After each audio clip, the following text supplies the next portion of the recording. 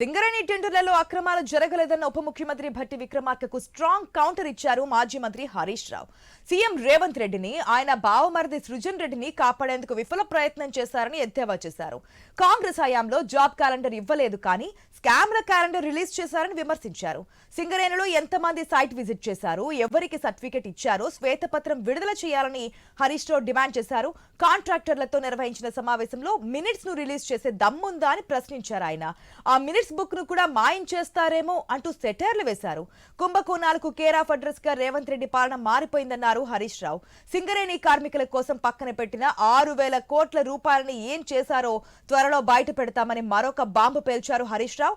స్కామ్ల నుంచి ప్రజల దృష్టి మళ్లించేందుకే సిట్ విచారణ పేరుతో నోటీసులు ఇస్తున్నారని విమర్శించారు.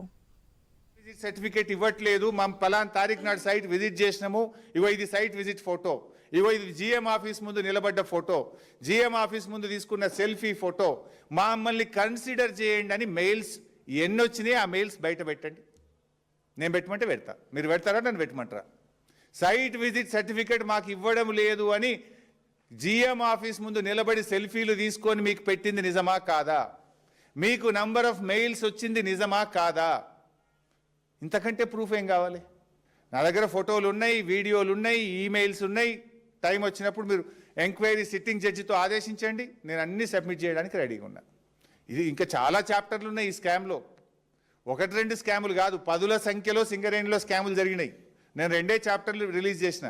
First OB scam, second solar scam, 2 release చేసిన. ఇంకా చాలా ఉన్నాయి. సీరియల్గా వదలాల్సి వస్తుందేమో. కాంగ్రెస్ 2 ఏళ్ల పాలనలో స్కీములు రాలేదు కానీ 10ల సంఖ్యలో స్కాములు మాత్రం వచ్చినాయి. 6 గ్యారంటీలు లేవు, 420 హామీలు లేవు.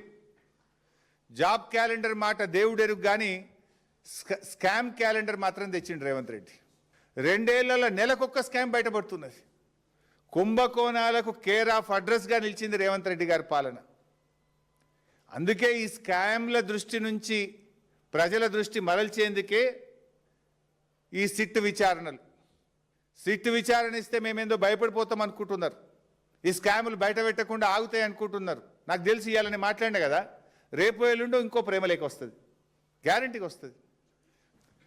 అత్యున్నత హోదా పొందే అవకాశం ఉన్నటువంటి నాయకుడు భట్టి గారు.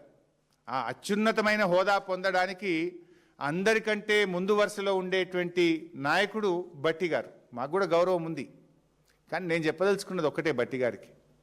భట్టి గారు, మీరంత అపారమైన అనుభవం గల నాయకుడు, అత్యున్నత హోదా అందుకోవడానికి అనుభవం ఉన్నటువంటి, అర్హత ఉన్నటువంటి నాయకులు మీరు.